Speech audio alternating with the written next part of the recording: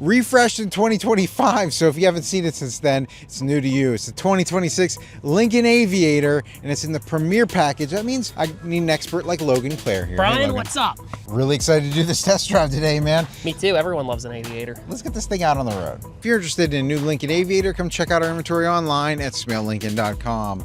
Logan, this is obviously a black exterior, but it's not just black, is it? No, it's metallic. It has the nice metal flecking all through it that really gives it that beautiful shine, because we ran it through the car wash, got it all cleaned up. Yeah. Everyone knows black is one of the most beautiful colors when clean. Chromatic accents on the exterior of the grille there you see really pop. You have the headlights, the daytime running lights. And the nice thing is with the grille there, those little like symbols all throughout are meant to represent the Lincoln Star. So it gives it a little bit of more branding, a little bit badging, and just a really unique look. Coming around the side, I noticed the Aviator logo there. These wheels are catching my attention. We have like a dark graphite color to them and some chrome cuts in there that really make the thing swirl and stick out. What size wheels do we have here, Logan? Well, Brian, on these we have 20-inch wheels. If you do go to Reserve package, you do get a little bit bigger wheels, but right now in the Premiere, you do get the nice 20 inches, which is going to give you a nice smooth experience. This is a Premiere II, so it's right below the Reserves, but it's going to give you a little bit more customization, a couple more features than the Premiere one, and it keeps it at a nice affordable premium price. So to get into this vehicle, I have the key fob in my pocket. All I'm going to do is put my hand through here and touch the sensor on the back. There's like a little pad that you press and it sends the door out for you. To lock it back up, what do I have to do that? So on these ones, it's a little different, Brian. You have your little key code right here where the little lock symbol is. You just put your finger on it.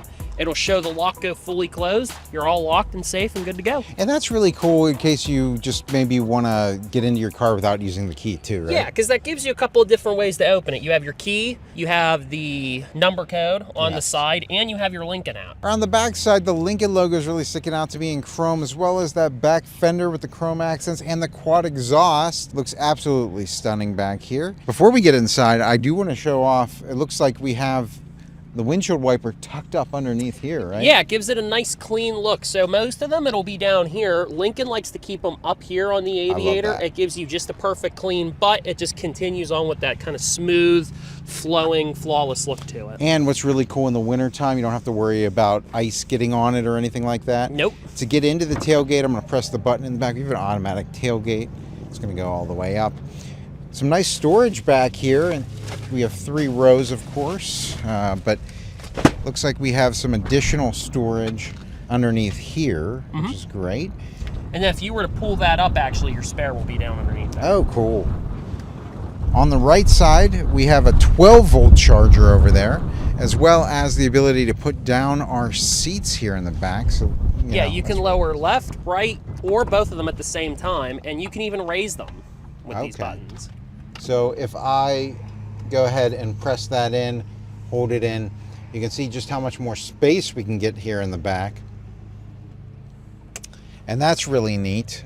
Some other things you can see back here now for the 3rd row. If you look over here on the left-hand side, looks like you have a USB-C, actually 2 USB-C chargers back there, some ventilation for the people in the back seat.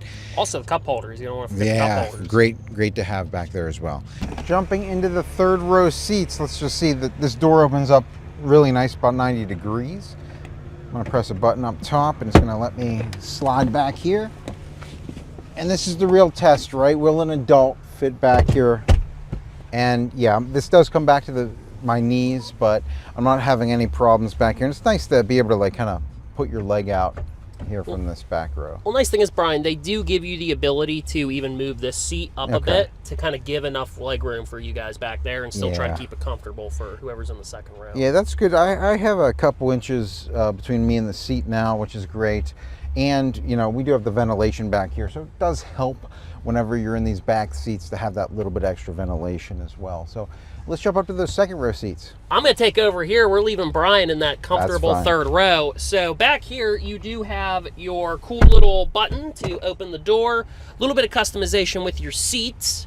You have the 2 USB Type-C fast charging ports there, a 3-prong 10-volt outlet, and then on your screen back here, you can even control your air quality, climate, and even audio. You can take a little bit of control of back here to the main radio. And another thing I really appreciate, Logan, is this large panoramic sunroof. It comes all the way back to the second row seats, gives us a lot more vertical visibility back here.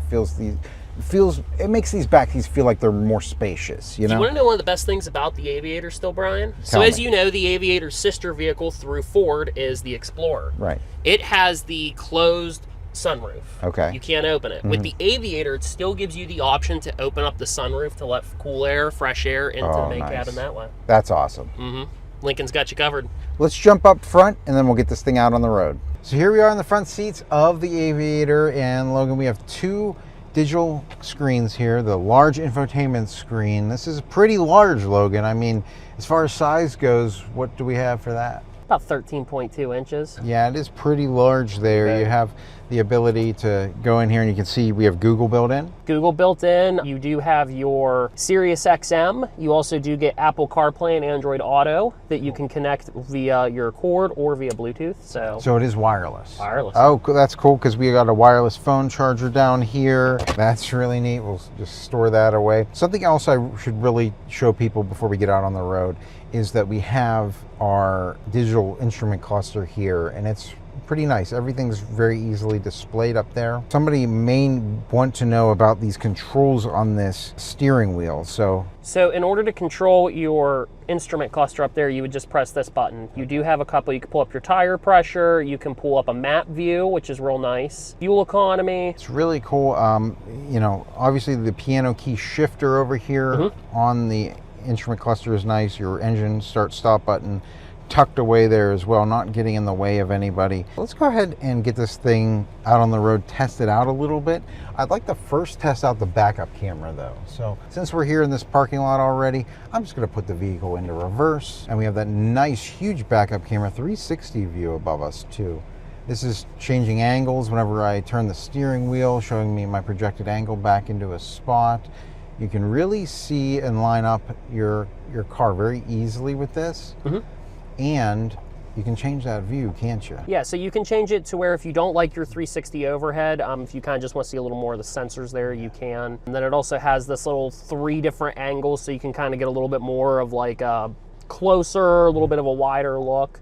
And then this particular vehicle doesn't have it, but you can get tow hitches added onto the Aviators, and you can even, it does have a camera for that. Oh, that's really cool. And usually whenever you have a 360 camera like this and we're driving forward and something gets in front of you, sometimes, you know, the hood may be a little taller than something. If I get close to something, I could hear the sensors go off and the camera comes on. Yeah, and you do even have a nice little outline. If you press the button there, it does even show you like a nice little outline, so you know that you still have like just a little bit of an inch, but it is very nice. It's something that I use all the time in my Lincoln. So when we're in reverse, we actually see whenever a car's coming from a certain angle, it's showing us here on our backup camera, which is really great. That's that cross-traffic monitor, right? Yeah. It's very nice if you're in parking lots, leaving tight spaces, especially when you can't see properly. It's very, very nice. Or even if you're just backing up onto a busy road, you know, you're checking all your angles. It kind of does that for you to help you out. So if you're in reverse and it detects somebody coming like that, is it going to do anything to stop you? Oh yeah, it'll brake. If you have that safety feature on, it will brake. Cool. Now I noticed we have different drive modes down here, and we have slippery, we have normal, we have conserve, we have excite, right? Yep. So excite's probably our sport mode. Sport mode, yeah. So from a stop, I'm going to get this thing out onto a highway. All right, well that threw us back in our seats a bit, huh? See, that's one of the best parts about Lincoln, Brian, is they're a top luxury vehicle, so you're getting all the cool luxurious features, comfortability, smooth driving that every other luxury brand gives you. But Lincoln knows that, you know, we live in a crazy world. People want a little bit of the need for speed. So they do put more powerful engines in there, almost like sportier engines that just kind of give it that little bit of pep that you don't see other luxury brands giving. And when we talk about the engine, what kind of engine do we have in this one? This one, I believe, has the twin turbo V6 engine in it. Okay. So, you know, obviously you're going to get some power behind it. You know, that's something that Lincoln is very proud of, is knowing that, hey, you have a luxury SUV, but you have an engine of a sport car, you know? Yeah. So it's a very nice feature. It's one of my favorites. It's very good for passing people in traffic, kind of whipping out spots at a fast pace. And what I'm just activated here is the adaptive cruise control.